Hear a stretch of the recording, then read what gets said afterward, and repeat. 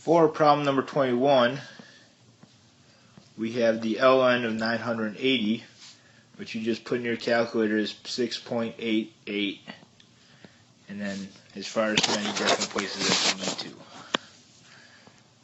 For problem number 22, we have e to the 2x equals 6.8. So the first thing you want to do is you want to get rid of the e. To get rid of the e, you take the natural log of both sides. And so we'd have 2x over here equals the natural log of 6.8. Now you can plug that in your calculator now, or I'm just going to wait till the very end. I'm going to do the ln of 6.8 divided by 2, which turns out to be 0.9585. Once again, it's multiple choice, so pick the number that is the answer that is closest, and they'll let you know how far around. For problem number 23, we want to find the amount of time required to double our money. And to do double our money, we have the ln of 2 divided by t.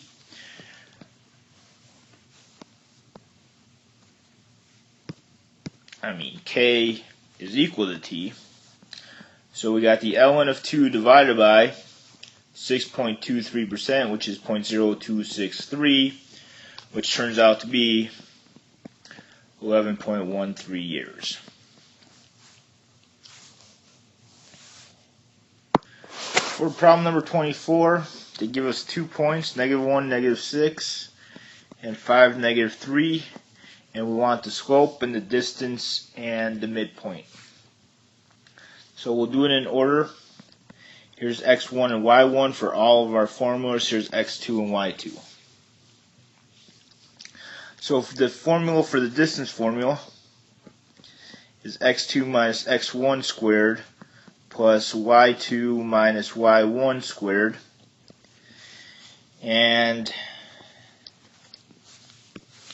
I get 5 minus -1 squared plus -3 minus -6 squared. So I got the square root of 36 plus 9, which is the square root of 45. Now there's two ways they can finish off this problem. One of the ways is, remember multiple choice, is you can just take the square root and it'll be 6.7. Or we can break down 45 to be 9 times 5 and 3 times 3. So we got 3's that match, and we got the square root of 9. For part B, we have the midpoint, which means we got x1 plus x2 divided by 2, y1 plus y2 divided by 2. So -1 plus 5 divided by 2 turns out to be, remember, put these in parentheses if you're doing it at once, 4 divided by 2, which is 2. When you got -6 plus -3 divided by 2, that's going to be -9 halves. Or if they give it to you as decimals, it would be 2, -4.5.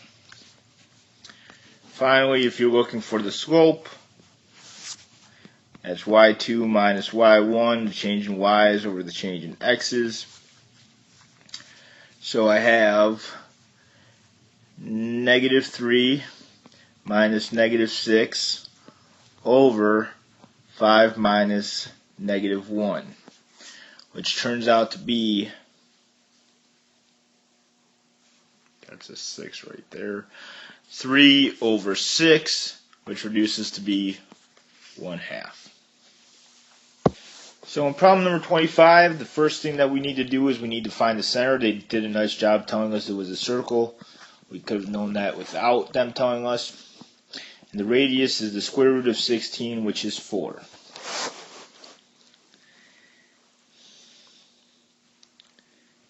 And so 3, -2, there's my center. I'm going to go 4 to the left, 4 to the right, 1, 2, 3, 4, 4 up, and 4 down. And remember, multiple choice, so you can pick the circle that looks the best. But that's what my circle would look like. Alright, so problem number 26 starts like this. So I'm going to start out by putting the x's together. And I'm going to put the y's together.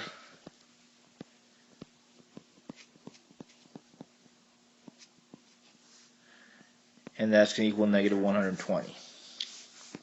So for the x's, I'm going to factor out a 12.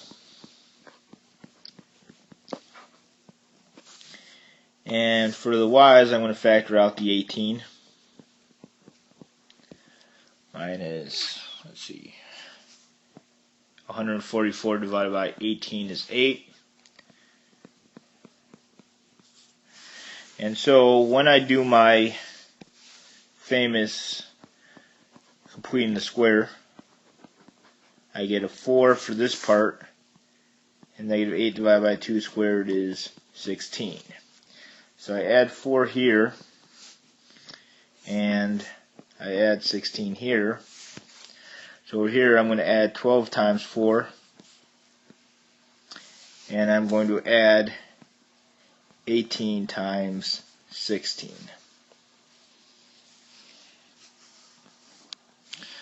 I'm going to erase these now because I'm done with them and I want the space.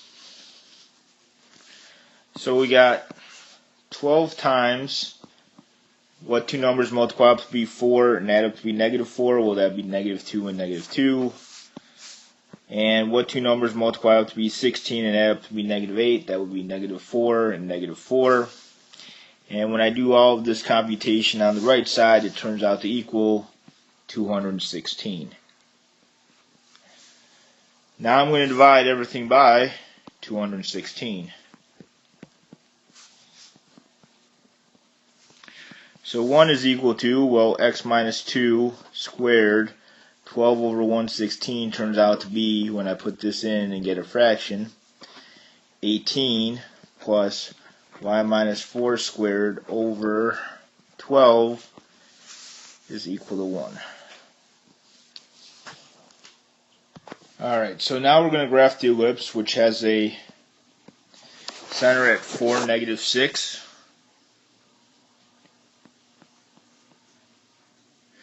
And I'm going to go left and right 4, because the square root of 16 equals 4. And that's where I'm going to go left and right. So 1, 2, 3, 4. 1, 2, 3, 4. Miscounted. 4. And I'm going to go up the square root of 9, which is 3, which is for up and down. So up 3, down 3.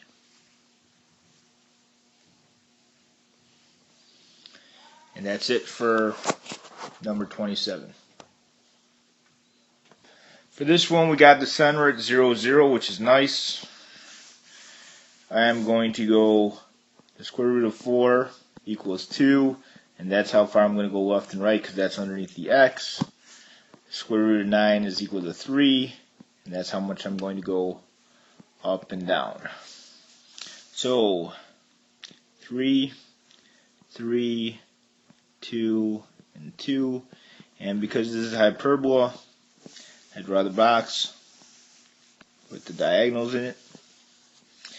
And do I want to go left and right or up and down? Because the x squared minus 4 comes first, we go left and right. And that's it for 28. Alright, so I'm going to put the y's first because the y's are positive for this one. I should say 96y.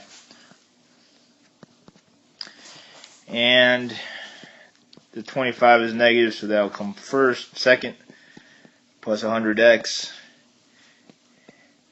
equals 356 when I move that to the other side. So for this part, I'm going to factor out the 16. 96 divided by 16 is 6. Over here, I'm going to take out the negative 25. X squared, and 100 divided by negative 25 is negative 4x.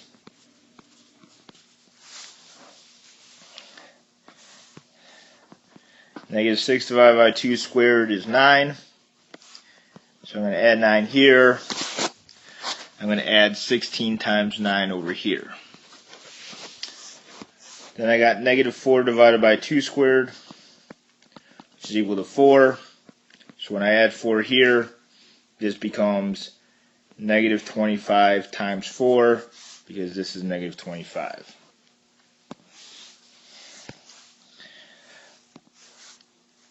Once again, I'm going to erase this part down here because I'm kind of done with it. It should have been off to the side anyway. So I got 16 times what two numbers multiply up to be 9 and add up to be negative 6. That's negative 3. Minus 25, what two numbers multiply up to be 4 and add up to be negative 4. Negative 2 and negative 2. And that's going to equal 400. Divide everything by 400.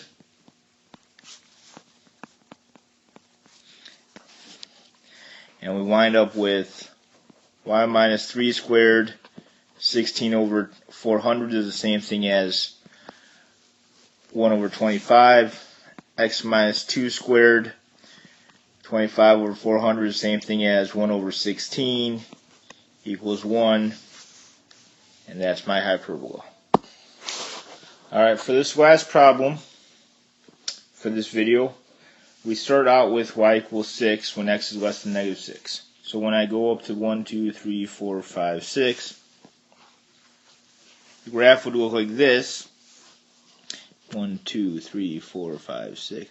But this is negative 6. And so basically, this point is where it needs to stop. So I'm going to erase all of that stuff because we're only worried about things that are to the left of 6. So then, I'm going to do the absolute value. Now the absolute value, you can plug it as y equals abs of x, and it'll tell you it goes like this.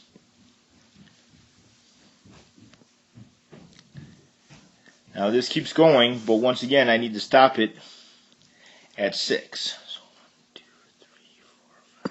So this is the tick mark for 6. So I need to stop it right here. So I'm going to erase that part.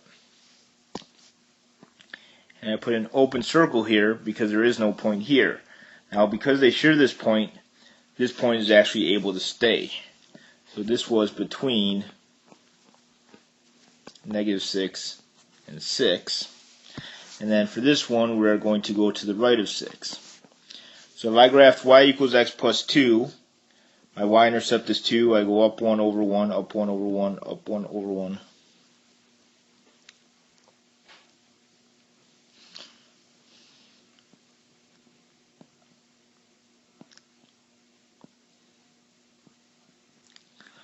And so my graph looks like this, except for